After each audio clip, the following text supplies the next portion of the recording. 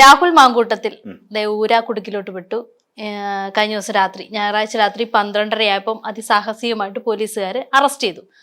അതായത് ഈ ഒരു സൂചനകളും തരാതെ, എനിക്ക് തോന്നുന്നു മാധ്യമങ്ങൾക്ക് പോലും അധികം പബ്ലിസിറ്റി ഒന്നും കൊടുക്കാതെയാണെന്ന് തോന്നുന്നു രാഹുലിന്റെ അറസ്റ്റിലോട്ട് കാര്യങ്ങൾ എത്തിയത്.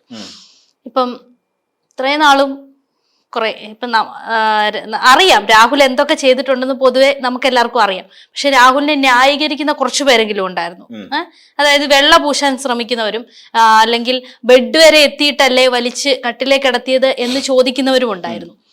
ഇപ്പം കേസൊക്കെ ഏതാണ്ട് എല്ലാം ഏകദേശം കാര്യങ്ങളിലൊക്കെ തീരുമാനമായിട്ടുണ്ട്. കോഴിക്കൂട്ടിലായി. എന്താണ് പറയാനുള്ളത് ഈ സമയത്ത്? തുടക്കത്തിൽ പറഞ്ഞായിരുന്നു കോഴിക്കൂട്ടിലായി, ഒറ്റ വാക്കാണ് അതിനകത്ത്. ഇതില് രാഹുൽ മാങ്കൂട്ടത്തിൽ എന്ന് പറയുന്ന ഒരാള്, ഇനിയിപ്പോ പലരും ന്യായീകരിക്കാൻ ഇറങ്ങുന്ന പലരും ഈ ഇടതുപക്ഷത്തെ കുറ്റം പറഞ്ഞിട്ട് ഇറങ്ങുന്നത്.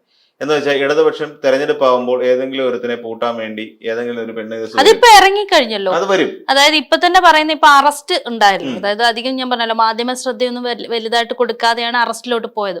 അപ്പം ഇപ്പൊ തന്നെ വന്നേക്കുന്നത് എന്താന്ന് വെച്ച് കഴിഞ്ഞാല്, പിണറായി, അതായത് മുഖ്യമന്ത്രി നേരിട്ടാണല്ലോ അറസ്റ്റിലോട്ട്, അതായത് മുഖ്യമന്ത്രിയുടെ നേരിട്ടുള്ള നിർദ്ദേശത്തിലായിരുന്നു അറസ്റ്റ്. അപ്പൊ പറയുന്നത് CPM അല്ലെങ്കിൽ പാർട്ടി മാത്രം പാർട്ടി ലക്ഷ്യം വെച്ചിട്ടാണ് ഇപ്പൊ ഈ ഒരു അറസ്റ്റ് നടന്നതെന്നും, രാഷ്ട്രീയ പ്രേരിതം എന്നുള്ള രീതിയിലും, അതായത് CPM അനുകൂല ചാനലുകൾക്ക് മാത്രം വാർത്ത കിട്ടി. അപ്പൊ ഇതിന്റെ മുന്നിൽ അങ്ങനെ ഒരു കളി ഉണ്ടെന്ന് ഇപ്പൊ തന്നെ വന്നു. അങ്ങനെ എന്റെ ഒരു സംശയം അതല്ല. ഇതിനു മുമ്പ് VD സതീശനെതിരായിട്ട് പലപ്പോഴും നമ്മൾ ചർച്ചയിൽ കൊണ്ടുവന്നൊരു കാര്യമാണ്. VD സതീശൻ ഇങ്ങനെ വന്ന സാഹചര്യം ഉണ്ടല്ലോ, അതായത് രാഹുൽ മാങ്കൂട്ടത്തിനെതിരായി നടപടി എടുത്തിരുന്ന സമയം. ആ സമയത്ത് VD സതീശനെതിരായിട്ട് ഒരു സാമൂഹ്യ മാധ്യമങ്ങളിലൂടെ അല്ലെങ്കിൽ ഒരു യൂട്യൂബ് ചാനലുകാരൻ അദ്ദേഹത്തിന് ഒരു താരകേശൻ എന്ന പേരിട്ടുകൊണ്ട് അയാൾ നടത്തിയ ഒരു വൃത്തികേടിൽ ഒരു സ്ത്രീ ലൈവ് ചെയ്തിട്ടുണ്ടായിരുന്നു. ആ ലൈവ് അപ്പാടെ പുറത്തുവിട്ട ഒരു ചാനൽ ഉണ്ടായിരുന്നു. അപ്പം എന്തുകൊണ്ട് CPM അതിന്റെ പിന്നാലെ പോയില്ല? അവർക്ക് പ്രതിരോധിക്കാൻ പറ്റുന്ന ഒരേ ഒരു നേതാവ് എന്ന് പറയുന്നത് VD സതീശനാണ്, അല്ലെങ്കിൽ KC വേണുഗോപാൽ ഉണ്ട്. KC വേണുഗോപാലിനെതിരെ എന്തുകൊണ്ട് അങ്ങനെ ഒരു സ്ത്രീ പീഡന വിഷയം സംസ്ഥാന സർക്കാർ അല്ലെങ്കിൽ ഇടതുപക്ഷം ഉന്നയിച്ചില്ല? അങ്ങനെയാണെന്നുണ്ടെങ്കിൽ അങ്ങനെയുള്ള ആൾക്കാർക്കെതിരെ വേണ്ടേ? അല്ലാതെ രാഹുൽ മാങ്കൂട്ടത്തിലെ പോലെ എവിടെങ്കിലും ഒരു MLA ആയിട്ടിരിക്കുന്ന ഒരാൾക്കെതിരെ തന്നെ വേണോ ഈ പണി? രാഷ്ട്രീയ പ്രേരിതമാണെങ്കിൽ ഇപ്പം ഇയാൾക്കെതിരെ വന്നിരിക്കുന്നത് ഒരു വളരെ സോളിഡ് ആയിട്ട് ഒരു സ്ത്രീ നടത്തിയ ലൈവ് വീഡിയോ ആണ് VD സതീശനെതിരെ വന്നിരിക്കുന്നത്. എന്നിട്ട് അതിന്റെ പിന്നാലെ CPM പോയില്ലല്ലോ. അല്ലെ KC വേണുഗോപാലിനെതിരെ എന്തുകൊണ്ടാണ് ഒരു വിവാദം ഉന്നയിക്കാഞ്ഞത്? അല്ലാന്നുണ്ടെങ്കിൽ നമ്മുടെ രമേശ് ചെന്നിത്തല, അദ്ദേഹത്തിനെതിരെ എന്തുകൊണ്ടാണ് ഒരു വിവാദം ഉന്നയിക്കാതെ രാഹുൽ മാങ്കൂട്ടത്തിലെ ലക്ഷ്യം വെച്ചുകൊണ്ട് പോയത്? അപ്പൊ ഇതിനകത്ത് നമ്മൾ പരിശോധിച്ചാൽ രാഹുൽ മാങ്കൂട്ടത്തിൽ തെറ്റുകാരനാണ്. അല്ല, ഇപ്പൊ പറയുന്ന പോലെ ആ സ്ത്രീ, അതായത് ഇപ്പം മൂന്നാമത് വന്ന പരാതിയിലെ ആദ്യ ജീവിതം ഭ്രൂണം സൂക്ഷിച്ചു വെച്ചിരിക്കുന്നു എന്നാണ്. ഒരു ഡോക്ടർ എന്താണ് കാനഡയിൽ. അപ്പൊ അവര് ഭ്രൂണം സൂക്ഷിച്ചു വെച്ചിട്ടുണ്ട്. രാഹുൽ മാങ്കൂട്ടത്തിൽ പെടാൻ ഇതിനപ്പുറത്ത് എന്തെങ്കിലും വേണോ? അതായത് മുന്നേ ഉണ്ടായ 2 പീഡന പരാതികളിലും ഇല്ല, അതായത് തെളിവില്ല. അതായത് ഗർഭചിത്രം നടത്തിയത് കൊണ്ട് തന്നെ DNA നടത്താനോ തെളിവ് നമുക്ക് ശേഖരിക്കാനോ പറ്റത്തില്ല. പക്ഷെ അങ്ങനൊരു അതല്ലെങ്കിൽ അങ്ങനെ ഒരു വഴിയിൽ കൂടെ രാഹുൽ പുറത്തു പോകരുതെന്ന് ഈ പെൺകുട്ടിക്ക് നിർബന്ധം ഉണ്ടായിരുന്നു. അതുകൊണ്ട് അവൾ ഭ്രൂണം എടുത്ത് സൂക്ഷിച്ചു വെച്ചിട്ടുണ്ടെന്നാണ് പറയുന്നത്. അത് അവരുടെ ഒന്നാമത് ഒരു ആശുപത്രി ജീവനക്കാർ ഡോക്ടർ കൂടി ആയതുകൊണ്ട് അവർക്ക് അതിനുള്ള പ്രിസർവേറ്റീവ്സും കാര്യങ്ങളൊക്കെ ഉണ്ട്. അവരത് വളരെ ക്ലിയർ ആയിട്ട് കൊണ്ടുവച്ചിരിക്കുക. അപ്പൊ രാഹുൽ മാങ്കൂട്ടം തെറ്റുകാരനല്ലേ? എന്നിട്ട് ആ സ്ത്രീക്കെതിരെ എന്തെല്ലാം ആരോപണങ്ങളാണ് അയാൾ ഉന്നയിക്കുന്നത്? ഇത് കോഴി എന്ന് പറയുന്ന പേര് വെറുതെ ഒന്നുമല്ല. കാര്യം രാഹുൽ മാങ്കൂട്ടത്തില് ഇങ്ങനെ തുടങ്ങിയിട്ട്, അതായത് ഒരു കുടുംബത്തിലേക്ക് എൻ്റർ ചെയ്യുക, ഇത് അവർക്കൊരു തെറ്റ് പറ്റിപ്പോയി. അവരെന്തോ ഒരു പാഴ്സൽ നാട്ടിലേക്ക് കൊറിയർ അയച്ചു. ആ കൊറിയറിന്റെ ഡീറ്റെയിൽ ലിങ്ക് എന്തോ അയച്ചു കൊടുക്കാൻ വേണ്ടിയിട്ട് രാഹുൽ നമ്പർ കണ്ടു, രാഹുലിലേക്ക് അയച്ചു, ഒരു വാട്സാപ്പ് ലിങ്ക് അയച്ചു കൊടുത്തു, അല്ലെങ്കിൽ ലിങ്ക് അയച്ചു കൊടുത്തു വാട്സാപ്പിലേക്ക്. അപ്പൊ അങ്ങനെ വന്നു കഴിഞ്ഞപ്പോ പിന്നെ ഹായ് ഹലോ ഹായ് ഹണി എന്നൊക്കെ പറഞ്ഞുകൊണ്ട് സ്ഥിരം കോഴി നമ്പർ ഉണ്ടല്ലോ. അപ്പൊ ആ കോഴി നമ്പർ നിരന്തരം ഇങ്ങനെ കാണിച്ചുകൊണ്ടേയിരുന്നു. അപ്പൊ അത് കുറച്ചുകൂടെ കഴിഞ്ഞപ്പോൾ ഇതൊന്ന് ഡെവലപ്പായി. അപ്പൊ ഇയാള് ചെയ്തതെന്ന് വെച്ച് കഴിഞ്ഞാല്, ഇവർ പൊതുവെ ഭർത്താവുമായി ചെറിയൊരു അസ്വാരസ്യം ഇവർക്കിടയിൽ ഉണ്ടായിരുന്നു, ദാമ്പത്യത്തിലുണ്ടായ ചെറിയ വിള്ളൽ. എല്ലായിടത്തും ഇയാൾ എൻ്റർ ചെയ്യുന്നതിന്റെ ഒരു മോഡസ് ഓപ്പറാൻഡി എന്ന് പറയും നമ്മളിതിന്. ഒരു ക്രൈം സ്ഥിരമായി ചെയ്യുന്ന ഒരു കുറ്റവാളി, അയാൾക്കൊരു ക്രൈം നടത്തിക്കൊണ്ടു പോകുന്നതിന്റെ ഒരു രീതിയുണ്ട്. ഒരു മോഷണം കണ്ടു കഴിഞ്ഞാൽ ഒരു പോലീസിന് അറിയാൻ പറ്റും ഇത് ഏത് കള്ളനാണ് ഇത് മോഷ്ടിച്ചതെന്ന് മോഡസ് ഓപ്പറാൻഡി വെച്ചിട്ട് കണ്ടുപിടിക്കാൻ പറ്റും. അയാൾക്കൊരു രീതി ഉണ്ടാവും. പല കള്ളന്മാർക്കും പല രീതിയായിരിക്കും. അത് ചില സിനിമകളിലൊക്കെ ഇപ്പൊ അടുക്കള അച്ചു എന്നൊക്കെ പറഞ്ഞിട്ടൊരു ചെപ്പടി വിദ്യ സിനിമയാന്ന് തോന്നുന്നു, അതിനകത്ത് കാണിക്കുന്നുണ്ട്. അടുക്കള വെച്ചു എന്ന് പറഞ്ഞ് ജഗതി അവതരിപ്പിക്കുന്ന ക്യാരക്ടർ. അപ്പൊ അദ്ദേഹത്തിന്റെ അയാളുടെ മോഡസ് ഓപ്പറാണ്ടി എന്ന് പറഞ്ഞാൽ ആളില്ലാത്ത വീട്ടിലേക്ക് കയറി കൂടുക.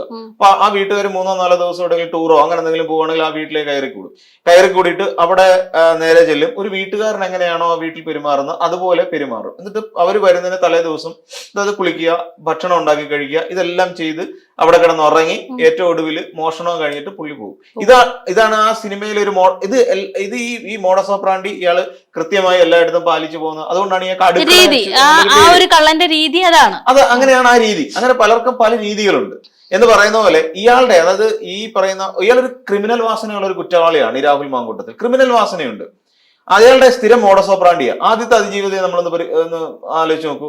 അവരോട് എന്താ ചെയ്തതെന്ന് ചോദിച്ചു കഴിഞ്ഞാൽ ഈ രീതിയിൽ തന്നെയാണ് പെരുമാറിയിരിക്കുന്നത്. മാധ്യമ പ്രവർത്തകയായിട്ടുള്ള അവർക്കെതിരെ എങ്ങനെയാണ് അവരുടെ കുടുംബ ജീവിതത്തിൽ ഉണ്ടാകുന്ന അസ്വാരസ്യം, അതിന്റെ അകത്ത് ഒരു മീഡിയേറ്റർ എന്നുള്ള നിലയിലേക്ക് ഇയാൾ കയറിക്കൂടും. എന്നിട്ട് ചെയ്യുന്നതെന്ന് വെച്ച് കഴിഞ്ഞാൽ അയാളെ കുറ്റം പറയും, അതായത് ഭർത്താവിനെ കുറ്റം പറഞ്ഞുകൊണ്ട് ഇവരുടെ പ്രീതി പിടിച്ചെടുക്കാൻ ശ്രമിക്കും.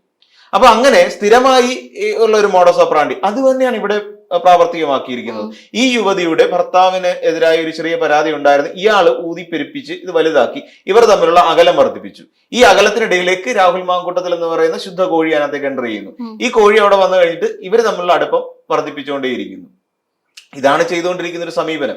പിന്നെ അതിനകത്ത് ഇവര് കാശുള്ളതാണെന്ന് കണ്ടിട്ട് പാലക്കാട് ഫ്ലാറ്റ് മേടിക്കാൻ രൂപ ചോദിക്കുകയൊക്കെ ചെയ്തു. 1,42 ലക്ഷം രൂപ, 1,42 ലക്ഷം രൂപ അവരോട് ചോദിക്കുകയൊക്കെ ചെയ്തു. 10,000 ഗുണയുടെ ചെരുപ്പിടത്തുള്ളൂ. ഇവര് 10-30,000 രൂപയുടെ ഒരു കണ്ണട നമ്മുടെ ശൈല ടീച്ചർ വാങ്ങിയെന്നും പറഞ്ഞുകൊണ്ട് എന്തെല്ലാം കോലാഹലം ഉണ്ടാക്കിയവരാണ്. അത് പക്ഷെ ശൈല ടീച്ചറിന് റീഇംബേഴ്സ്മെന്റിനുള്ള പ്രൊവിഷൻ ഉണ്ട്, മിനിസ്റ്ററാണ്, റീഇംബേഴ്സ്മെന്റ് ചെയ്യാനുള്ള പ്രൊവിഷൻ ഉണ്ട് അവർക്ക്. ഇപ്പൊ ഒരു പിന്നെ ഞാനിപ്പോ പറയുന്നത് നോക്കുകയാണെന്നുണ്ടെങ്കിൽ 27,000 രൂപ നോർമലി നമുക്കൊരു കണ്ണടയ്ക്കാവും.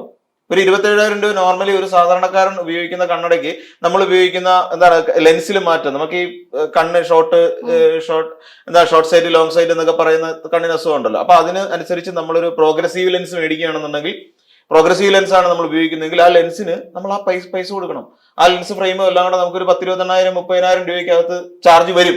അത് 100% ഉറപ്പാ. അതിന് നമ്മൾ പിന്നെ ഒരു വലിയ ഇതിൽ വർക്ക് ചെയ്യുകയോ അല്ലെങ്കിൽ മിനിസ്റ്ററായിട്ടിരിക്കുകയോ അതിലൊരു വലിയ അഴിമതിയായിട്ട് കാണാൻ കഴിയില്ല. കാര്യം അത്ര ഒരു പ്രോഗ്രസീവ് ലെൻസിന് ആ വില വരും. അതൊരു പിന്നെ ഏത് സാധാരണക്കാരനും അറിയാവുന്ന കാര്യമാണ്. മിനിസ്റ്ററെ പോലുള്ള ഒരാൾ ഒരു പ്രോഗ്രസീവ് ലെൻസ് വാങ്ങി വെച്ചു എന്ന് മാത്രമേ നമുക്ക് അതിനകത്ത് കരുതാൻ പറ്റുള്ളൂ. അപ്പൊ അതിനെതിരെ എന്തെല്ലാം വിവാദം ഉണ്ടാക്കിയതാണ് ഈ യൂത്തന്മാര്. അപ്പൊ ഈ യൂത്തന്മാര് നോക്കുമ്പോ ഇവൻ ഉപയോഗിക്കുന്ന ചെരുപ്പിന്റെ വില എന്ന് പറയുന്നത് 10,000 രൂപയാണ്. അത് ആരുടെ ഇവനെന്താ അധ്വാനിച്ചുണ്ടാക്കണമെന്ന് അറിയാം. അതില്ല, ഇവൻ അധ്വാനിച്ചുണ്ടാക്കിയതല്ല. ഇവൻ വേറൊരു പെണ്ണിനെ പറ്റിച്ച് അവൻ 10,000 രൂപ മേടിച്ച് അവൻ ചെരുപ്പ് കാലായിട്ട് നടക്കുക. അവന് ആഹാരം കഴിക്കാനില്ല എന്ന് പറഞ്ഞപ്പോ ഈ പാവം പിടിച്ച പെണ്ണ് വയനാട് നാട്ടുകാരെ പറ്റിച്ചാണ് അവൻ വയനാട്ടില്. ആ നാട്ടുകാരെ പറ്റിച്ചതിന്റെ പുറത്ത് 10,000 രൂപ ഉണ്ണാനും ഉടുക്കാനുമുള്ള പൈസ കൊടുത്ത് വിട്ടത് ആ പെണ്ണാണ്. ഇത് കൂടാതെ ഈ പറയുന്ന വയനാട് ഫണ്ടിലേക്ക് ഒരു കുഞ്ഞു പോലും സംഭാവന ചെയ്തിട്ടില്ല എന്ന് പറയുന്നു. അവര് വ്യക്തമാക്കുന്നുണ്ടല്ലോ 5,000 രൂപ അവർ അയച്ചു കൊടുത്തിട്ടുണ്ട്. ഫെനിക്ക് അറിയാം, ഫെനി നൈനാൻ അറിയാം. അപ്പം ഫെനിയുടെ കയ്യിലേക്കാണ് ഈ പൈസ അയച്ചു കൊടുക്കുന്നത്. ഈ 2 തവണയും പൈസ അടിച്ച് ഫെനിക്കാണ്. ഈ 10,000 രൂപ അവന് ചോറ് കഴിക്കാനും പട്ടിണി കിടക്കാന്ന് പറഞ്ഞപ്പോ ആ പൈസ അയച്ചു കൊടുത്തു. ഇതൊക്കെ അവർ ചെയ്തു കൊടുത്തിട്ടുണ്ട്. അതായത് ഇവരൊന്നും സാമ്പത്തിക ഇടപാട് ഉണ്ടായിട്ടുണ്ട് എന്നുള്ളതിന്റെ കൃത്യമായ തെളിവല്ലേ ഇത്. അപ്പൊ ഇങ്ങനെ സാമ്പത്തിക ഇടപാട് വേറെ ഒരു പരിചയമില്ലാത്ത ഒരുത്തിനുമായിട്ട് എങ്ങനെ നടത്തും ഒരു യുവതി? സ്വാഭാവികമായിട്ടും ഇപ്പം വരുന്ന ഒരു സംശയം സാധാരണ എല്ലാവർക്കും ചോദിക്കും. അതായത് എല്ലാവർക്കും ഉണ്ടാകുന്ന ഒരു ചോദ്യം എന്താണ്, കാരണം ഇവൻ ഇങ്ങനെ ചതിക്കുന്ന ഒരുത്തനാണെന്ന് അറിഞ്ഞിട്ടും പിന്നെയും എന്തിന് അവനുമായിട്ട് ആ ഒരു കോണ്ടാക്ട് സൂക്ഷിച്ചു എന്നൊരു ചോദ്യം വരുന്നുണ്ട്. പിന്നല്ലേ ഈ ചതിയുടെ വിവരമൊക്കെ പുറത്തു വരുന്നത്. ഇപ്പൊ ഒരു സ്ത്രീ എടുക്കെ ഇങ്ങനെ പെരുമാറി കഴിയുമ്പോൾ ആ സ്ത്രീ അടമന്റായിട്ട് വിശ്വസിക്കും. കാര്യം അവന് 3 കുട്ടികൾ വേണം, അവന്റെ പെങ്ങൾക്ക് എന്തോ വിവാഹം കഴിച്ചിട്ട് കുട്ടികളില്ല എന്നാണ് അവൻ കള്ളം പറഞ്ഞിരിക്കുന്നത്. കള്ളമാണോ എന്ന് എനിക്കറിയില്ല. അവർക്ക് കുട്ടികളില്ല, അതുകൊണ്ട് എനിക്ക് 3 കുട്ടികൾ വേണം, ഞാൻ നല്ലൊരു ഭർത്താവായിരുന്നില്ലെങ്കിലും ഞാൻ നല്ലൊരു അച്ഛനായിരിക്കും എന്നൊക്കെ ഇവരോട് പറയുമ്പോൾ സ്വാഭാവികമായും ഇങ്ങനെ ഒരു സ്ത്രീക്ക് ഒരു പൈങ്കിളി ഒരു മാനസികമായി ഉണ്ടാകുന്ന ഒരു പ്രശ്നമുണ്ടല്ലോ. 10-37 വയസ്സുള്ളവനാണെന്നേ, കല്യാണം കഴിച്ച് 2 പിള്ളേരുടെ അന്തയാവുള്ള പ്രായം അവനുണ്ട്. ഈ കോഴിത്തരം കാരണമാണ് ഇവന് പിന്നെ കല്യാണം കഴിക്കാത്തത്. കാര്യം അങ്ങനെയാണെന്നുണ്ടെങ്കിൽ കല്യാണം കഴിച്ചു പോയി കഴിഞ്ഞ് ഇവന്റെ ഈ കോഴിത്തരം കൊണ്ട് പിന്നെ ഇറങ്ങാൻ പറ്റത്തില്ല. പെണ്ണുമ്പിള്ള എടുത്ത് നട്ടലി ഔട്ടി ഓടിക്കും. അപ്പൊ ആ ഒരു കാരണം ഉള്ളതുകൊണ്ട് ഇവൻ പുറത്തിറങ്ങാൻ പിന്നെ ഇങ്ങനെ നടക്കുന്നത്. പലയിടത്തും ഇവർ ഈ രീതിയിലാണ് പറയുന്നത്, ഈ 3 കുട്ടികൾ വേണം. അപ്പൊ 3 കുട്ടികൾക്ക് വേണ്ടിയിട്ട് പിന്നെ ശരിക്കും പറഞ്ഞ ഇതൊരു സൈക്കോ മൈൻഡ് അല്ലേ? അതായത് ഇങ്ങനെ എന്താ പറയുന്നത്, എനിക്ക് പ്രഗ്നൻസി അല്ലെ, എനിക്ക് ഗർഭിണിയാക്കണം, കുഞ്ഞിനെ വേണം, അച്ഛനാവണം, എന്നിട്ട് ഇതൊക്കെ ആയി കഴിയുമ്പോഴത്തേക്കും എന്ത് ചെയ്യും, ഇവന്റെ സ്വഭാവം മാറുന്നു, അവനെ ഭീഷണിപ്പെടുത്തുന്നു, കൊല്ലുമെന്ന് ഭീഷണിപ്പെടുത്തുന്നു, നിന്നെ നാണം കെടുത്തു എന്ന് പറഞ്ഞാൽ നിന്റെ കുടുംബത്തെ നാണം കെടുത്തും, നിന്നെ നാണം കെടുത്തുമെന്നും പറഞ്ഞാൽ ഭീഷണിപ്പെടുത്തി. ആ കാര്യം പറഞ്ഞുകൊണ്ടാണ് മുഖ്യമന്ത്രിക്ക് അല്ലെങ്കിൽ ഈ യുവതി നേരിട്ട് പരാതി കൊടുത്തേക്കുന്നത്. അങ്ങനെ തന്നെ എന്നെ എന്റെ കുടുംബത്തിന് ഭീഷണിയാകുമെന്നാണ് പറഞ്ഞിരിക്കുന്നത്. അതുകൊണ്ടാണ് പെട്ടെന്ന് തന്നെ നടപടി ഉണ്ടായതും. അപ്പം ഇത് സത്യം പറഞ്ഞ ഇതൊരു സൈക്കോ പ്രശ്നമാണ്. ഇതൊരു ഒരു മാനസികാവസ്ഥയാ. ഈ പറയുന്ന പോലെ പിന്നെ എന്താ പറയാ, ഈ നമുക്ക് അമിതമായി ഉണ്ടാകാവുന്ന ചില ഹോർമോണുകളുടെ പ്രശ്നം അവനെ ഈ പറയുന്ന ഈ രീതിയിൽ ഒരു സുഖം പിടിച്ചു പറ്റുക എന്ന് പറയുന്ന ഒരു രീതിയുണ്ട്. ഇതിനൊക്കെ വേണ്ടി നടത്തിക്കൊണ്ടിരിക്കുന്ന കുടില ശ്രമങ്ങളാണ്. ഇത് സൈക്കോപാത്ത് എന്നൊക്കെ പറയാം, സൈക്കോ ക്രിമിനൽ എന്ന് തന്നെ വിളിക്കാൻ കഴിയുന്ന ഒരാളാണ്. പിന്നെ ഈ പറയുന്ന പോലെ ഷാഫി പറമ്പിൽ ഇതിനകത്ത് പങ്കില്ല എന്ന് പറയാൻ പറ്റില്ല. ഇവൻ വടകരയിലെ ഫ്ളാറ്റിലേക്ക് ആ യുവതി വിളിച്ചിട്ടുണ്ട്. വടകരയിൽ ആർക്കിരിക്കുന്നു ഫ്ളാറ്റ്? അവരുടെ കുടുംബക്കാർക്ക് ആർക്കെങ്കിലും അവിടെ ഫ്ലാറ്റ് ഉണ്ടോ? അവർ കുറച്ച് മെഡിക്കൽ സ്റ്റോറിലെ വേറൊന്നും ഇല്ലല്ലോ. അവർക്ക് ആർക്കെങ്കിലും വടകര ഫ്ലാറ്റ് ഉണ്ടോ? അപ്പൊ വടകര ഫ്ലാറ്റ് ഉള്ള ആർക്കായിരിക്കും? സ്വാഭാവികമായും വടകര എം പിക്ക് ആയിരിക്കും. അപ്പൊ വടകരയിലുള്ള ഫ്ലാറ്റിലേക്ക് അവന്റെ ഫ്ലാറ്റ് ആണെന്ന് പറഞ്ഞാണ് വിളിക്കുന്നത്. അപ്പൊ ഷാഫി പറമ്പിലിന്റെ ഫ്ലാറ്റിലേക്കാണ് വിളിക്കുന്നത്. സ്വാഭാവികമായിട്ട് ഷാഫി പറമ്പിലിന് അറിവുള്ളതായിരിക്കുമല്ലോ. അല്ലാന്നുണ്ടെങ്കിൽ പിന്നെ ഇപ്പൊ എന്റെ ഒരാളെ വിളിക്കണമെന്നുണ്ടെങ്കിൽ എന്റെ വീട്ടിലേക്ക് വരൂ, അല്ലെ എന്റെ സുഹൃത്തിന്റെ വീടുണ്ട് എന്ന് പറഞ്ഞിട്ടായിരിക്കുമല്ലോ വിളിക്കുന്നത്. അവിടേക്ക് വരൂ എന്നല്ലേ പറയാൻ പറ്റുള്ളൂ ഒരാളോട്. അപ്പൊ അവിടെ സുഹൃത്ത് അറിയാതെ എനിക്ക് ഒരാളെ അവിടെ കൊണ്ടുവരാൻ കഴിയുമോ? ഇല്ല. നമ്മള് ഇങ്ങനെയുള്ള കാര്യങ്ങളൊക്കെ ഉണ്ട്. അപ്പൊ ഇത് ശരിക്കും പിന്നെ ഇയാൾക്കറിയാം, ഈ ഷാഫി പറമ്പലിനറിയാം. ഷാഫി അങ്ങനത്തെ ഒരു ഉടായ്പ ടീമാണ്. ഷാഫി ഒരു കമ്മീഷന്റെ ആളാണെന്നാ പറഞ്ഞു കേൾക്കുന്നത്. കമ്മീഷൻ മേടിക്കുക, കമ്മീഷനിലൂടെ വളർന്നു വന്ന ഒരാളാണ് ഈ ഷാഫി പറമ്പിൽ. നമ്മൾ മുഖത്ത് നേരെ കാണുന്ന ഒരാളൊന്നും അല്ല. ശരിക്കും ഒരുപാട് പിന്നെ കമ്മീഷൻ അടിക്കുന്നതായിട്ടുള്ള വിവരങ്ങൾ നമുക്ക് ഈ വടകര ഭാഗത്ത് നിന്ന് കാസർഗോഡ് ഭാഗത്തു നിന്നൊക്കെ നമുക്ക് കിട്ടുന്നുണ്ട്. അപ്പൊ അതിന്റെ അർത്ഥം എന്ന് പറഞ്ഞാൽ ഒട്ടും നീറ്റ് അല്ലാത്ത ഒരു വ്യക്തി തന്നെയാണ് ഈ ഷാഫി പറമ്പിൽ. അപ്പൊ ഇവൻ നടത്തിക്കൊണ്ടിരിക്കുന്ന ഇത്രയും കാലം നടത്തിക്കൊണ്ടിരുന്ന ഈ കുടിലതകൾക്ക് എല്ലാം ഒരു സമ്മാനമാണെന്നല്ലേ പറഞ്ഞത്. പാലക്കാട് ജനതയ്ക്ക് കോൺഗ്രസ് നൽകുന്ന സമ്മാനം. ഈ സമ്മാനം ഇത്രയ്ക്ക് ചീഞ്ഞ സമ്മാനമാണെന്ന് അവർക്ക് അറിയത്തില്ല. ഇവര് നേർച്ച കൊടുത്തായിരിക്കും. ഒരു കോഴിയെ നേർച്ച കൊടുക്കുന്നതൊക്കെ ചില ക്ഷേത്രങ്ങളിലൊക്കെ വഴിപാടുണ്ടല്ലോ. ഈ അഹങ്കാരം നല്ലപോലെ ഈ 2 പരാതികളും വന്നു കഴിഞ്ഞ് ഇപ്പൊ ഇവരുടെ ഒരു രീതി അതാണല്ലോ, ഈ സൈബർ ആക്രമണം. അതായത് ഇവർക്കെതിരെ സംസാരിക്കുന്നവരെ, സ്ത്രീകളെ പരമാവധി അപമാനിക്കുക. ഇപ്പൊ രണ്ടാമത് പരാതി വന്നു, മീഡിയയിൽ വർക്ക് ചെയ്യുന്ന ആളാണ്. മാക്സിമം ഏതൊക്കെ രീതിയിൽ അപമാനിക്കാൻ പറ്റുമോ ആ രീതിയിലെല്ലാം അപമാനിച്ചു. അതായത് മുൻ ഭർത്താവിനെതിരെ ആവുന്നത്ര അതും ആയി കേസ് കൊടുത്തിട്ടുണ്ട്. അപ്പൊ ആ രീതിയിൽ കാര്യങ്ങൾ മുന്നോട്ട് പോകുമ്പോഴും ഇവൻ ഇപ്പുറത്ത് ശരിക്കും പറഞ്ഞു കഴിഞ്ഞാൽ എന്നെ ഇതൊന്നും ബാധിക്കില്ല, അതായത് എന്നെ ഇതൊന്നും ബാധിക്കത്തില്ല.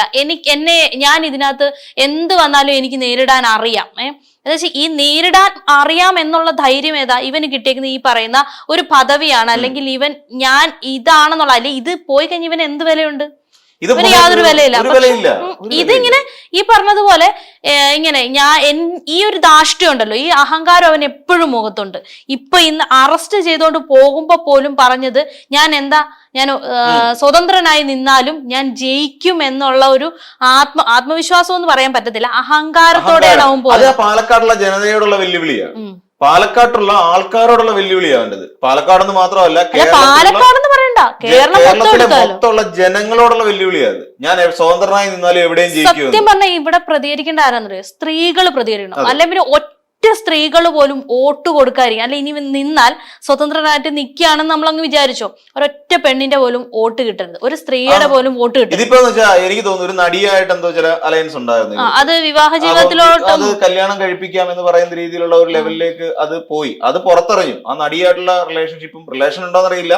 വീട്ടുകാർ തമ്മിലെന്തോ അത് സംബന്ധിച്ചൊരു തീരുമാനമൊക്കെ ആക്കി വെച്ചു. അപ്പൊ അത് വെച്ച സാഹചര്യത്തിലാണ് വളരെ പെട്ടെന്ന് ഇവർക്ക് മനസ്സിലായി തങ്ങളെ ഈ പീഡിപ്പിക്കപ്പെട്ട സ്ത്രീകളെ ഒന്നും കല്യാണം കഴിക്കാൻ സാധ്യതയില്ല എന്നുള്ള കാര്യം ഏകദേശം പുറത്തേക്ക് ആൾക്കാർക്ക് മനസ്സിലായി തുടങ്ങി. അപ്പോഴാണ് ഈ പറയുന്ന പ്രണയം നടിച്ച് ഗർഭിണികളാക്കിയ യുവതികളെല്ലാം കൂടെ പരാതിയായിട്ട് രംഗത്തേക്ക് വന്നു തുടങ്ങിയത്. എന്നിട്ട് അവരെ കൊല്ലാക്കൊല ചെയ്യല്ലേ ഇവൻ ചെയ്തോണ്ടിരുന്നത്. സത്യമാണോ അറിയത്തില്ല. ഇപ്പൊ ഈ പറഞ്ഞ പീഡനത്തിന് ഇരയായ സ്ത്രീകളെല്ലാം കൂടെ കൂടി ഒരു ഗ്രൂപ്പ് തുടങ്ങിയെന്നും വാട്സ്ആപ്പ് ഗ്രൂപ്പ് തുടങ്ങിയെന്നൊക്കെ പറയുന്നുണ്ട്. അത് എത്രത്തോളം സത്യമാണെന്നൊന്നും എനിക്കറിയില്ല. ഇവരെല്ലാം കൂടെ ഒരു 10-200 പേര് കാണുമായിരിക്കും ചിലപ്പോ.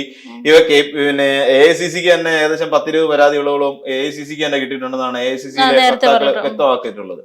ഇപ്പൊ ഇതിനകത്ത് കോൺഗ്രസ്സുകാർ ഇപ്പൊ പറയുന്നതെന്ന് പറയും, ഇവനെ ഞങ്ങൾക്ക് രാജിവെക്കാൻ പറയാൻ പറ്റില്ല, കാര്യം കോൺഗ്രസ് മെമ്പർ അല്ല. ഇത് ഇവരുടെ അടുത്ത് ഒരു തന്ത്രമാണ്, ആന്ന്. കോൺഗ്രസ് എടുത്തൊരു തന്ത്രമാണ്. കാരണം ഇവനെ വിട്ടുകളയാൻ കോൺഗ്രസിന് പറ്റില്ല. ഇവൻ രാജിവെക്കണമെന്ന് കോൺഗ്രസ്സുകാർ പറഞ്ഞു കഴിഞ്ഞാൽ ഈ VD സതീശൻ അടക്കം തെരുവി കിടന്ന് നാറും പുഴുക്കും. ഇവനെ പോലുള്ള ഇവന്റെ ക്രൈം സിൻഡിക്കേറ്റ് ആണ് ഇവന്റെ പിന്നിലുള്ള ഒരു വലിയ വിഭാഗം ക്രിമിനൽസ് ഉണ്ട്. ഇവന്മാരെല്ലാം കൂടെ VD സതീശൻ ആണെന്നോ KC ആണെന്നോ വേറെ ആരാണെന്നോ പിന്നെ ഈ പറയുന്ന പോലെ വക്കീലാണെന്നോ സണ്ണി വക്കീലാണെന്നോ ഒന്നും നോക്കത്തില്ല. എല്ലാം കൂടെ വാരി കയറിയാണ് ഈ പറയുന്നവരുടെ നെഞ്ചത്ത് കയറി നിരങ്ങും. അത് കാരണം അവർക്ക് ആർക്കും പറയാൻ പറ്റത്തില്ല. പിന്നെ തന്നെയല്ല, ഇവനെ തുടക്കത്തിൽ എന്ത് ചെയ്ത് ഇവനെ കോൺഗ്രസ് അംഗത്വത്തിൽ നിന്ന് റദ്ദാക്കി. കോൺഗ്രസ് അംഗത്വം ഇവന്റെ എടുത്തു കളഞ്ഞപ്പോ ഫ്രീ ആയി. ഇനി അവനോട് എന്നിട്ട് പറയാൻ പറ്റില്ല. അപ്പൊ ഇവനെ തള്ളാനും കൊള്ളാനും വയ്യാത്ത അവസ്ഥയ്ക്കാണ് കോൺഗ്രസ് പാർട്ടി. കാര്യം ഇവനെ തള്ളിക്കഴിഞ്ഞാൽ ഇവൻ ഈ പറയുന്ന എല്ലാ എണ്ണത്തിന്റെയും കള്ളത്തരം വിളിച്ചു പറയും. ആരും മാന്യന്മാരില്ലല്ലോ കോൺഗ്രസ് പാർട്ടിക്കകത്ത്. അപ്പൊ എല്ലാ എണ്ണത്തിന്റെയും കള്ളത്തരം വിളിച്ചു പറയുകയും ചെയ്യും, ബാക്കി എല്ലാവരും പെടുകയും ചെയ്യും. അത് തെരഞ്ഞെടുപ്പിൽ പണിയാവും. അതുകൊണ്ട് രാജിവെക്കാൻ പറയാൻ പറ്റില്ല. അതുകൊണ്ടാണ് VD സതീശൻ പറയുന്നത് ഞങ്ങൾ അങ്ങനെ പറയും. അവൻ കോൺഗ്രസിൽ ഇല്ലല്ലോ. കോൺഗ്രസ്സുകാരാണെങ്കിൽ മാത്രമല്ല അവനോട് രാജിവെക്കാൻ പറയാൻ പറ്റും. ഇപ്പൊ കോൺഗ്രസിലില്ല. അപ്പൊ അതൊരു നാടകമാണ്. അവനെ പുറത്താക്കുക എന്ന് പറയുന്ന വലിയൊരു നാടകം കളിച്ചത്. അവനോട് ആദ്യം ആവശ്യപ്പെടേണ്ടത് നീ MLA സ്ഥാനം രാജിവെക്കണമെന്ന് പറയുന്ന ഒരു ധാർമ്മികമായ നിർദ്ദേശമായിരുന്നു ഈ KPCC ആദ്യം അവനോട് പറയേണ്ടിയിരുന്നത്. അതിന് പകരം പറഞ്ഞ എന്താ, അവനെ നീക്കം ചെയ്തു. അതിനുശേഷം അവനെ പാർട്ടിയിൽ നീക്കം ചെയ്യണമായിരുന്നു. കാര്യം ഇപ്പൊ പാർട്ടിക്ക് യാതൊരു പ്രിവിലേജും അവന്റെ മുകളിലില്ല. പാർട്ടിക്ക് യാതൊരു കൺട്രോളും ഇല്ല. അവനിനി എന്ത് കാണിച്ചാലും കുഴപ്പമില്ല. ഇനി അല്ലെങ്കിൽ ഷാഫി പറമ്പിലും കൈ ഒഴിയും. കാര്യം എന്താ, പാർട്ടിക്ക് യാതൊരു ഉത്തരവാദിത്വവും ഇല്ല, യാതൊരു ഇൻഫ്ലുവൻസും പാർട്ടിക്ക് അങ്ങനെ കൈ കഴുകി കളയാൻ പറ്റത്തില്ലല്ലോ. ഏത് ലേബലിലാണ് രാഹുൽ മാങ്കൂട്ടം അവരോട് പറയാൻ പറ്റത്തില്ലെന്നേ. അവരോട് എങ്ങനെ പറയും? VD സതീശൻ എന്ന് പറയാൻ പറ്റുമോ? കാരണം എന്താ, അവനില്ല, പാർട്ടിക്കകത്തില്ല. അപ്പൊ അവൻ തിരിച്ചു ചോദിക്കും, നിങ്ങൾ ആരാ എന്നോട് ഇത് പറയാനെന്ന് VD സതീശനോട് ചോദിച്ചാൽ എന്ത് പറയാൻ പറ്റും? സണ്ണി വക്കീൽ എന്ന് ചോദിച്ചു കഴിഞ്ഞാൽ എന്ത് പറയാൻ പറ്റും? സണ്ണി ജോസഫ് ഉണ്ടല്ലോ. അല്ല, അങ്ങനെ ഒരു ചോദ്യം രാഹുലിന്റെ ഭാഗത്തുനിന്ന് വരാതിരിക്കാൻ വേണ്ടിട്ടായിരിക്കും അവര് മുന്നേ ഇങ്ങനെ ചെയ്തു വെച്ചത്. അത് ചെയ്തു വെച്ചു. ഇനി അവനോട് രാജിവെക്കാൻ പറയാൻ പറ്റത്തില്ല. ഇനി ഇപ്പൊ നിയമപരമായിട്ടുള്ള രാജിയെ പറ്റൂ. അതായത് അംഗത്വം നഷ്ടപ്പെടണം. ഇപ്പൊ ജട്ടി രാജു, ആന്റണി രാജുവിന് പറ്റിയ പോലെ, അയാൾക്ക് പറ്റിയ പോലെ തന്നെ പിന്നെ പ്രാഥമിക അംഗത്വത്തിൽ നിന്ന് അയാളെ അതായത് ഈ അയോഗ്യത കൽപ്പിക്കപ്പെടണം. ആ നിലയിലേക്ക് കാര്യങ്ങൾ പോകാനേ പറ്റുള്ളൂ. അല്ലാതെ രാഷ്ട്രീയമായി ചിന്തിക്കുമ്പോൾ രാഷ്ട്രീയമായി ഇവനെ കൺട്രോൾ ചെയ്യാൻ കോൺഗ്രസിന് ഇപ്പൊ പവറില്ല. അത് പോയി കഴിഞ്ഞു. ഇനി അവർക്കൊന്നും ആവശ്യപ്പെടാൻ പറ്റില്ല. KPCC അധ്യക്ഷന് പറ്റില്ല, UDFന്റെ കൺവീനർ കടൂർ പ്രകാശ് അയാൾക്ക് പിന്നെ ഒന്നും പറ്റത്തില്ല, പിന്നെ VD സതീശന് പറ്റത്തില്ല, ഇവർക്ക് ആർക്കും പറ്റത്തില്ല. KC വേണുഗോപാൽ ഇവനെ പ്രൊട്ടക്ട് ചെയ്യാനുണ്ട്. ഇവര് പിന്നെ ഷാഫി പറമ്പിൽ എന്ന് പറയുന്ന കള്ളന് ഇവനെ പ്രൊട്ടക്ട് ചെയ്യാനുണ്ട്. കഴിഞ്ഞില്ലേ കാര്യം? അപ്പൊ പിന്നെ ആരാ മണ്ടന്മാരാവുന്നു? ജനങ്ങൾ മണ്ടന്മാരാവുന്നു. വയനാട് ചൂരൽമല ഫണ്ട് എവിടെയെന്ന് ചോദിച്ചു കഴിഞ്ഞാൽ ആർക്കറിയാം. ഇനിയിപ്പോ മറ്റുള്ള അവനുണ്ടല്ലോ ജനീഷ്, അവന് ന്യായീകരണം കൊണ്ട് ഇവന് ഇനി ഇതിന്റെ വാലറ്റം പിടിച്ചോണ്ടിറങ്ങും. ഇങ്ങനെ കുറെ പേര് രാഹുൽ ഈശ്വർ ന്യായീകരിച്ചിട്ടുണ്ട്. അതായത് നിയമസഭാ തെരഞ്ഞെടുപ്പ് വരുന്നതിന് മുന്നേ ഇനി ഒരു പോക്സോ കേസ് കൂടെ പ്രതീക്ഷിക്കാവുന്ന. അപ്പൊ രാഹുൽ ഈശ്വർ ആയിരിക്കും ചിലപ്പോ അതിന് ഉത്തരവാദിത്തം ഏറ്റെടുത്ത് അതിന്റെ പേരും പറഞ്ഞുകൊണ്ട് രാഹുൽ ഈശ്വർ വീണ്ടും ജയിലിൽ പോകുന്ന ലക്ഷണമാണ് കാണുന്നത്. പോക്സോ കേസും പറഞ്ഞുകൊണ്ട് മറ്റേ അതിജീവിത നാണം കെടുത്തിയ പോലെ ആയിരിക്കത്തില്ല പോക്സോ കേസിലെ അതിജീവിതയെ നാണം കെടുത്താൻ ചെല്ലുന്നത്. അത് ഇനി അപ്പുറത്തെ പണി കിട്ടും. അത് മിക്കവാറും അകത്ത് കിടക്കേണ്ടി വരും. ജാമ്യം പോലും കിട്ടാത്ത രീതിയിൽ പൂട്ടപ്പെടുകയും ചെയ്യും. ഇതിനെക്കാട്ടി നല്ല ഈ ഗർഭമെല്ലാം നടത്തിയ താനാണെന്ന് കയറ്റി രണ്ടുപേരുടെയും പേര് രാഹുൽ എന്നല്ല എങ്ങനെ എടുത്താൽ പോരെ? ആ രാഹുലല്ല ഈ രാഹുലാണെന്ന് പറഞ്ഞാൽ, മാങ്കൂട്ടത്തിലല്ല ഈശ്വര എന്ന് പറഞ്ഞിട്ട് കയറിയാൽ പോരെ? ഇത് അങ്ങനെയാണ് ഇവരുടെ ഒരു കളി. കാരണം എന്ന് വെച്ച് കഴിഞ്ഞാൽ ഇങ്ങനെ ന്യായീകരിക്കാൻ കുറെ എണ്ണം ഉണ്ട്. ഇവന്റെ ഫണ്ട് ഇരിപ്പുണ്ടെന്നേ, ഇവന്റെ കാശ് ഇരിപ്പുണ്ട്. കാശ് ആർക്ക് കൊടുത്തെന്ന് നെറിയേട് ഈ നാട്ടിൽ വിളിച്ച് പറയിപ്പിക്കുന്ന രീതിയിലേക്ക് ഇവന് സിസ്റ്റത്തെ വിലക്കെടുക്കാനുള്ള കഴിവ് ഈ രാഹുൽ മാങ്കൂട്ടത്തിലുണ്ട്. അതോടൊപ്പം ഷാഫി പറമ്പിലുണ്ട്. ഇതിന് കൂടാതെ AICC ഇപ്പൊ പറയുന്ന ചാർട്ടേഡ് വിമാനത്തിൽ വന്ന് കണ്ണൂർ ഇറങ്ങിയ KC വേണുഗോപാലിനുണ്ട്. ചിരട്ട ഇറങ്ങിക്കൊണ്ടിരിക്കുന്നതിന്റെ ഈ കാശിൽ ചാർട്ടേഡ് വിമാനത്തിനകത്ത് വന്ന് ഇറങ്ങാൻ പറ്റും. അപ്പൊ ഇവർക്കെല്ലാം കോടികൾ മുടക്കിയിട്ട് 2 ദിവസം ക്യാമ്പ് നടത്താൻ പറ്റും. ചിരട്ട ഇറങ്ങിക്കൊണ്ടിരിക്കുക അവരിപ്പോഴും. ഇതൊക്കെയാ പറയുന്നത്. ഇവരെല്ലാം മൊത്തത്തിൽ കള്ളക്കൂട്ടങ്ങൾ എന്നൊക്കെ പറയില്ലേ? സത്യം പറഞ്ഞാൽ മര്യാദക്കാണ് രാഹുലിന് ശരിക്കും ഒരു ഭാവി ഉണ്ടായിരുന്നു. ഭാവിയുള്ള ചെറുപ്പക്കാരനായിരുന്നു രാഹുല്. ഭാവിയുള്ള ചെറുപ്പക്കാരൻ തന്നെ. ഇത് നമ്മൾ ഇപ്പൊ മനസ്സിലാക്കേണ്ടത് പിണറായി വിജയന്റെ വളരെ സ്റ്റിഫായിട്ടുള്ള ചില ഓപ്പറേഷൻസ്. അതായത് കൃത്യമായിട്ട് പറഞ്ഞു കഴിഞ്ഞാല് ഇവിടെ ഇവന്റെ വിഷയം അങ്ങോട്ട് വന്നു, അത് തണുത്ത് ഇവൻ ഒളിവിൽ പോയി, കറക്കമായിരുന്നു. അത് കഴിഞ്ഞ പാടെ ഉടനെ ശബരിമല സ്വർണ്ണക്കൊള്ള കേസ് ചർച്ച ചെയ്യപ്പെടുന്നു. അത് ചർച്ച ചെയ്ത് അത് ഏകദേശം തീരുമാനമായി. ആ സമയത്ത് തന്നെ തദ്ദേശ തെരഞ്ഞെടുപ്പ് വന്നു. അപ്പോഴും ഇവനെ കിട്ടിയിട്ടില്ല. ഇവൻ ജാമ്യം എടുത്ത് അവൻ പുറത്തിറങ്ങി വിലസുമായിരുന്നു. ചായ കുടിയും അതും ഇതും അവിടെ പോക്കും എല്ലാം ആയിരുന്നു. ഇവരത് കഴിഞ്ഞിട്ട് എല്ലാം ഈ ഫേസ്ബുക്കിൽ ഞാൻ കണ്ട വേട്ട അവസാനിച്ചു എന്ന് തോന്നിപ്പിക്കുന്നിടത്താണ് ഒരു വേട്ടക്കാരന്റെ യഥാർത്ഥ വിജയം എന്ന് പറഞ്ഞിട്ട് ഫേസ്ബുക്ക് പോസ്റ്റ് ഞാൻ കണ്ടിരുന്നു. കറക്റ്റ് ആയിരുന്നു. എല്ലാം അവസാനിച്ചു. ഇവൻ പരിപൂർണ്ണ സ്വതന്ത്രനായി. പാലക്കാട് അവൻ പോയൊരു റൂമൊക്കെ എടുത്ത് സെറ്റിലായ സമയത്ത് പൂങ്കുഴലി എന്ന് പറയുന്ന ഉദ്യോഗസ്ഥയുണ്ട്. അവർ വളരെ കറക്റ്റായിട്ട്, അതായത് വിവരം ചോർന്നു പോകാൻ സാധ്യതയുണ്ട് എന്ന് കരുതിയിട്ട് അവർക്കൊപ്പം നിൽക്കുന്ന, അതായത് സകല പോലീസ് ഉദ്യോഗസ്ഥരുടെയും ഫോൺ കോളുകൾ പോലും ട്രാപ്പ് ചെയ്യുന്ന രീതിയിൽ അതുപോലും നിരീക്ഷണത്തിൽ വെച്ചുകൊണ്ട് വളരെ കൃത്യമായി നടത്തിയ ഒരു ഓപ്പറേഷൻ. അതില് അവൻ പെട്ടു. ഉം. കാര്യം അവനെ പൂട്ടി. ഇതാണ് അതിനകത്ത് വേണമെന്ന് ഒരു കൃത്യമായ ഒരു ഇത്. അവനെ പാതിരാത്രി 12 മണിക്കാണ് അവനെ പിടിച്ചുകൊണ്ട് പോകുന്നത്. അപ്പൊ അവനിലേക്ക് ഒരു വിവരം പോലും ചോർന്ന് കിട്ടരുത് എന്നുള്ള കൃത്യമായ ഉദ്ദേശത്തോടു കൂടി പൂങ്കുഴലി നടത്തിയ ഓപ്പറേഷൻ. അറസ്റ്റ് ചെയ്യാൻ പോയ വീഡിയോ ഉണ്ടോ? അപ്പൊ അതിനകത്ത് ഏത് കേസ്? അപ്പൊ ഏത് കേസാ? 1 ആണോ 2 ആണോ 3 ആണോ 10 ആണോ? ഇനി കഴിഞ്ഞവണ കാനഡയിലുള്ളതാണോ, ഇനി ദുബൈയിലുള്ളതാണോ, ബാംഗ്ലൂരിലുള്ളതാണോ, ഇനി അതല്ല മാധ്യമ പ്രവർത്തകരുടെ കേസാണോ എന്ന് പറഞ്ഞാൽ ഇവന് കൺഫ്യൂഷൻ ആയി കാണും. അതല്ല 3ാമത്തെ കേസിൽ കോഴി കൂട്ടിലായി എന്നുള്ളതാണ് അതിനതില് പരമമായ യാഥാർത്ഥ്യം.